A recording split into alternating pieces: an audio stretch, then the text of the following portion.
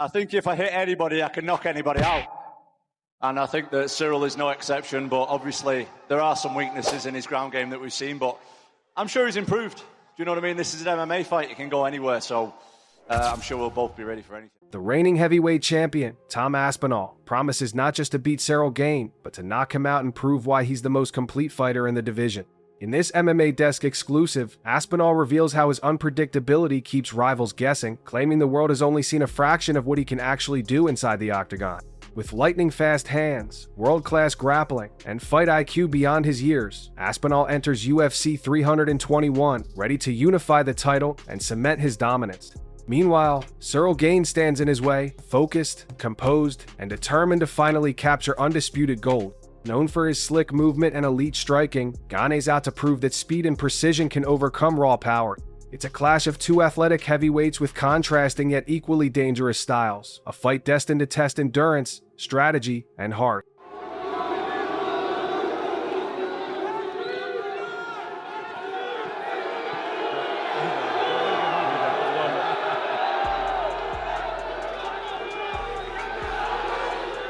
Hit that subscribe button for the latest UFC 321 breakdowns, exclusive fighter interviews, and all things MMA related, and let's dive right in this video. Tom Aspinall speaks like a man who knows exactly who he is and what he wants. He says there's no way he would do a flashy Netflix documentary while he's still fighting, even if they offered him a huge pile of money. To him, that would be a distraction. He wants all his attention on training, improving, and winning.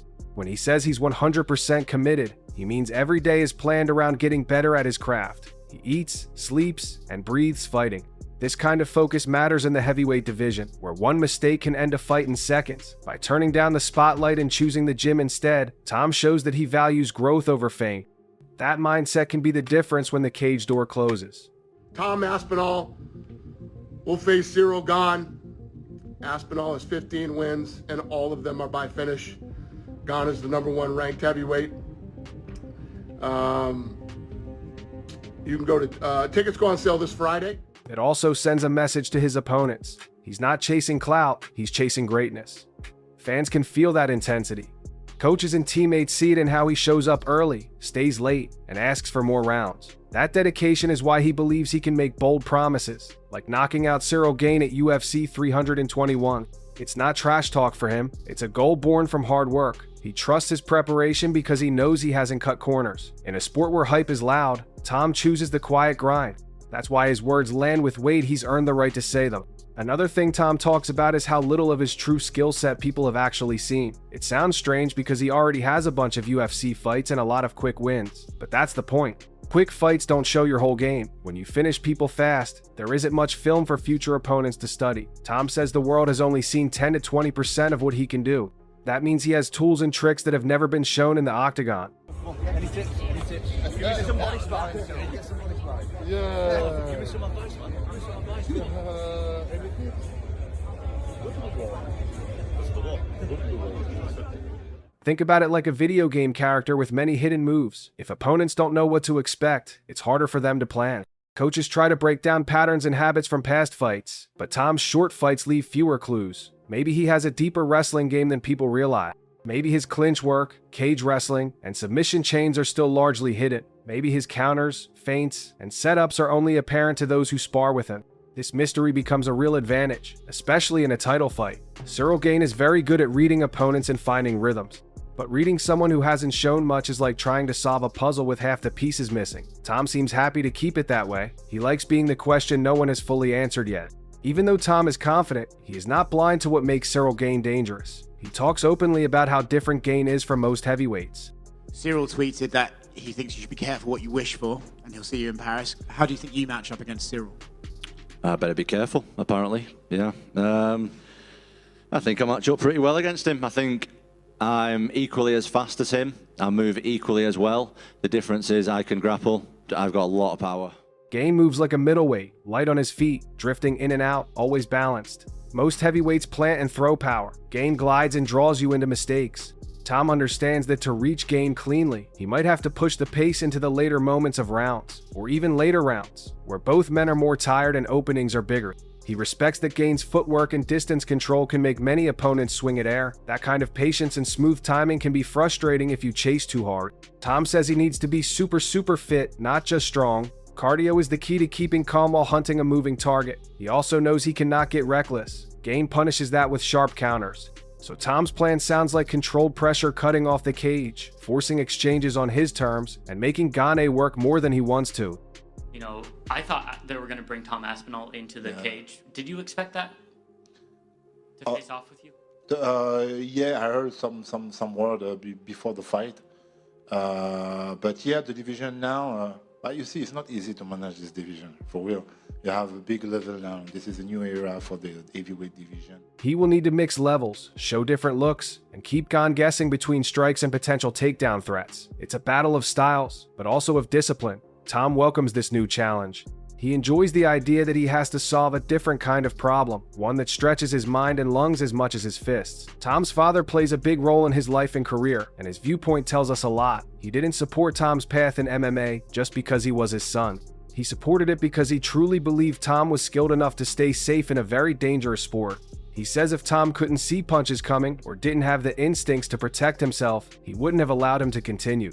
That's a serious statement from a parent who cares more about his child's well-being than about fame or belts. Growing up with that standard shapes a fighter. It teaches patience, awareness, and responsibility. Tom was taught to value defense as much as offense, to respect the game, and to understand that one lazy moment can cost you. Cyryl's the guy I'm fighting, so he's the biggest test right now. John Jones is retired, so I don't really have much to say on that, to be honest. So I'm fighting this guy, and this guy's really good, so I'll be as ready as I can be. Having a father who trains you, watches your sparring, and gives honest feedback is like having a constant mirror. You can't fool the mirror. If you look tired or sloppy, he will see it. If you cut corners, he will call it out. That kind of support also builds trust. In a close fight, a fighter needs voices, he believes. Tom knows his father will tell him the truth between rounds. He knows the advice comes from love and from sharp eyes trained over many years on the mats. That bond becomes a secret strength during tough moments when the crowd is loud and the lungs are burning. Michael Bisping, a former UFC champion from the UK, adds another layer to the story. When he calls Tom a once-in-a-generation talent, that means something. Bisping has seen all kinds of fighters and styles. He knows what greatness looks like up close. He praises Tom's speed for a big man, his clean technique, and his smart decision-making in the cage. Bisping also points out that the UK has had strong fighters before, but Tom's overall package size, speed, skill, and calm under pressure feels rare. Comments like that matter because they shape how fans see the fight. When a respected voice says a fighter might become the best his country has ever produced, it raises expectations. But it also reflects the work Tom has already done. He has beaten top contenders, finished dangerous opponents, and done it without much drama. You know, there's the guys who I've trained with from my experience who in the gym are absolute killers, absolute world beaters, and they'll get in a fight and they'll just freeze up and it doesn't work like it does in the gym. They fight way worse. And there's other guys like myself, anytime there's pressure on me. Bisping's view also hints at legacy. If Tom keeps winning, defends the belt, and shows new wrinkles each time, he could become the standard for all British fighters to aim for. That kind of legacy doesn't come from hype alone. It comes from stacking great performances against elite competition. Hearing a legend say it out loud makes the road ahead feel even more exciting. On the other side, Ciryl Gane tells a calm and focused story of his own. He says he's not worried about social media or outside noise. He keeps his circle small and spends his energy on family, team, and training. That mindset is powerful because it blocks distractions during fight camp. Gane talks about the things he does best: elite striking, smart distance control, and smooth movement. Those tools have carried him past many tough opponents. When he is in rhythm, he makes fighting look like dancing. He touches, moves, and then returns with sharp counters. He is rarely off balance, and he doesn't waste energy. That style can build on itself across rounds, because the other guy starts to doubt and swing harder, which only makes Gane's job easier. His message is simple: he wants the belt, and he's doing everything he can each day to earn it. That drive, mixed with his natural athletic gifts, makes him a real threat. If he sticks to his plan and maintains range, he can make even strong wrestlers hesitate. He's not promising a wild brawl. He is promising smart work, clean hits, and a steady march toward the title he has chased for years. Pressure is part of every big fight, and both men feel it. Tom admits he doesn't want to get beaten up in front of millions of people. He says it plainly because it's real, and fans understand that fear. He also points out that Gane has already had 2 title shots that didn't go his way. That history adds weight to this fight for Gane. A third chance is both a gift and a test. For Tom, this is a chance to prove he's truly the best heavyweight alive, not just a guy with a hot streak. Pressure can crush a fighter or make him shine. Tom insists he shines under it. He says he belongs to the group of people who get better when the lights are brightest. That mindset is useful when a fight starts tight or when a cut opens or when a takedown fails. The ability to breathe, reset, and still trust the game plan is what separates champions from contenders. Gane has his own way of handling pressure too. He slows things down, sticks to his craft, and keeps emotions out of it. If you watch him, his face doesn't change much, even in hard moments. He believes in his skills and in the work his team has done. In a fight this big, staying calm is its own weapon. Many experts have weighed in, and their opinions are not all the same. Alex Pereira, a knockout artist who knows striking better than almost anyone, says Gane's movement could frustrate Tom early. He's right that slippery footwork can make even great fighters look a step slow. Ian Gary, a sharp young contender, sees the opposite. He predicts Tom finishes it in the first round. He looks at Tom's speed and timing and thinks one clean shot can end it. Daniel Cormier, a former two-division champ, says the fight is closer than people think. He's careful about easy answers because he knows how styles can clash in surprising ways. These different takes show how balanced the matchup is. If Tom cuts the cage well and forces trades, his power and speed could be too much. If Gane keeps the fight at long range and never lets Tom set his feet, he could score and move, round after round. Early reads will matter a lot. The first few exchanges might show us whether Tom can touch Gane cleanly or whether Gane's rhythm is too slippery. That's why people are so excited. Both paths feel believable. A big part of the conversation is about styles under the surface. Everyone talks about Gane's elite striking, and for good reason, but some analysts point to his grappling as an area that can be tested. We've seen moments where strong wrestlers or well-timed takedowns change the fight against him. Tom, on the other hand, started jiu-jitsu as a teenager and has grown up with a deep feel for the ground. He doesn't have to become a wrestler-first fighter to use that edge. He can blend it. For example, he can jab into a level change, or he can push Gane to the fence and make him pummel for underhooks, which drains the legs and slows footwork.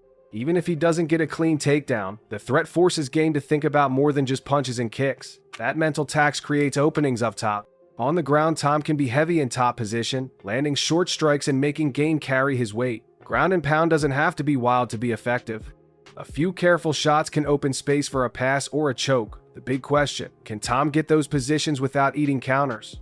If he can mix safely and keep Gane honest, the grappling advantage could tip the fight. Finally, this fight feels bigger than just one night because of what might come after. The heavyweight division has big names and big questions. John Jones, one of the greatest ever, hovers over every conversation. People wonder if he will return to face the winner and settle any debates. Others imagine crossover dreams, like Alex Pereira moving up again and trying to take on legends at heavyweight. When fans talk about the GOAT, they consider resumes, risk-taking, and the toughest fights. If Tom beats Gane in style, he strengthens his case as the true king right now and sets up massive matchups that could define an era.